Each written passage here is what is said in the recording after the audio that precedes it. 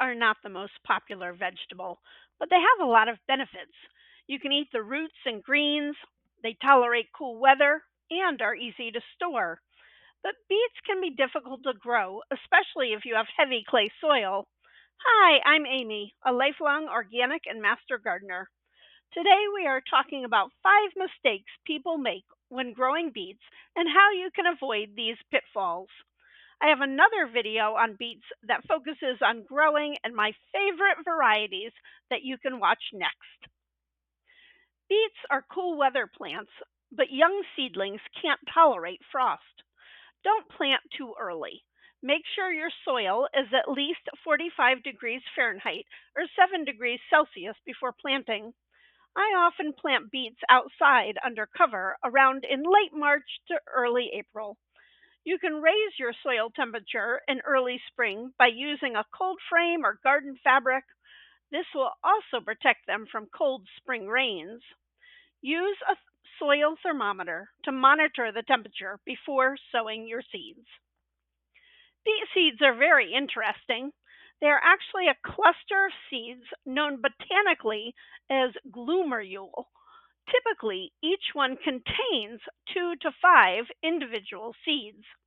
So this becomes the interesting planting mistake of incorrect spacing.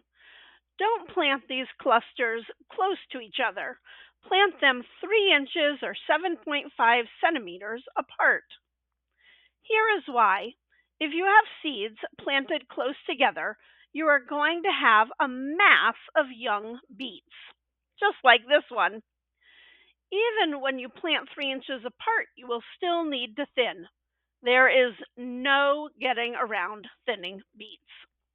If you don't thin, you will end up with lots of leaves and very small roots.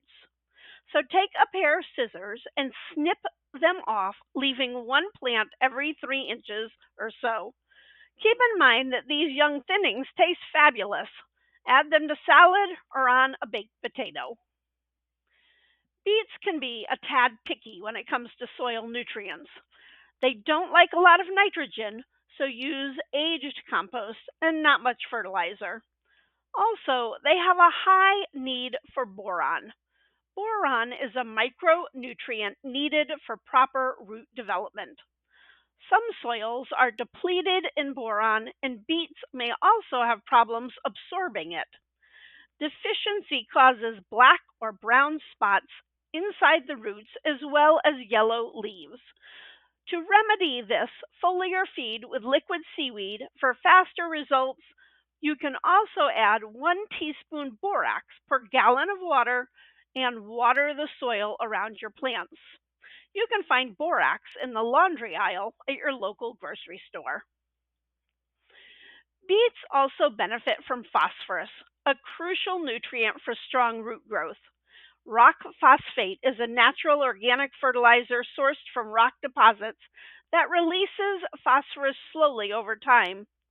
Bone meal is a good slow release form of phosphorus and also provides calcium. These should be added in the fall or very early spring so they have time to start breaking down in the soil.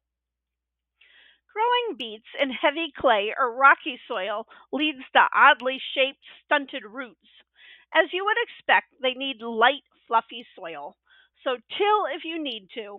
Add lots of well aged compost and some green sand. This will help improve drainage and create a loose, nutrient rich bed.